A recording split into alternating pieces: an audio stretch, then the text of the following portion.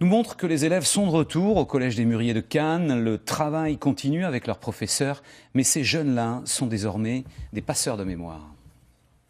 Ce qui m'a choqué, c'est là où ils dormaient, parce que c'était des planches en bois superposées. Il y avait 3 étages. Ceux d'en bas, ils devaient dormir à même le sol. C'était des gros fours qui fonctionnaient avec du charbon et qui pouvaient brûler 350 personnes par jour. Souvenirs de voyage. Dès leur retour d'Auschwitz, les professeurs ont tenu à réunir les élèves pour qu'ils livrent leurs impressions. Des parents ont aussi été conviés. Les photos de chacun sont commentées. Des diaporamas légendés ont même déjà été réalisés. Quels sont les lieux qui vous ont le plus interpellé, le plus choqué? Moi, ce qui m'a marqué, c'était une salle qui était petite, mais qui avait accueilli 700 personnes, qui était vouée à être gazée. Voir les photos, de voir leur regard apeuré et qui comprennent pas forcément ce qui se passe, qui sont vides, c'était choquant ça aussi. Des visages, des images à jamais gravées, reflets de l'histoire dans toute son atrocité. Le retour à la maison ne fut pas si simple. Au début, elle était un peu blanche, et un peu livide.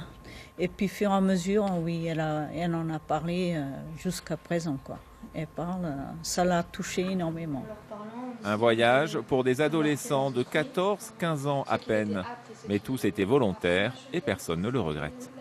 Je trouve que c'est très bien. Au moins, c'est l'âge aussi où ils comprennent un peu plus les choses. C'est important que dès cet âge-là, ils prennent conscience d'une telle barbarie. D'autant qu'aujourd'hui, nous sommes encore confrontés, à travers le djihadisme, à une telle barbarie. À la fin de l'année scolaire, 76 voyages de la mémoire auront été organisés depuis leur création en 2003, soit 14 000 jeunes azuréens sensibilisés. Des jeunes devenus adultes comme Geoffrey de Ferral.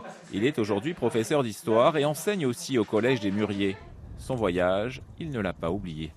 L'arrivée devant ce camp, en plus les conditions météo, c'était blizzard et neige, donc je me remettais aussi beaucoup à leur place en me disant « moi je suis couvert, je meurs de froid ». Ça a fortement renforcé ce désir d'enseigner l'histoire. D'ailleurs, j'avais mon professeur d'histoire qui n'arrêtait pas de nous dire celui qui oublie son histoire est condamné à la revivre, et ça c'est quelque chose qui m'a fortement marqué. Vous allez d'abord travailler par petits groupes. Un voyage qui ne s'oublie pas ni ne s'arrête. Les collégiens vont maintenant se réunir plusieurs mercredis après-midi pour participer à 2 prix, celui du conseil départemental et celui du concours national de la résistance. Pour participer au prix Charles Gottlieb, ce sera votre premier rôle de passeur de mémoire. Passeur de mémoire, un rôle d'autant plus important que les rescapés sont de plus en plus rares. Durant l'hiver, 3 autres voyages vont être proposés. Et vous pouvez retrouver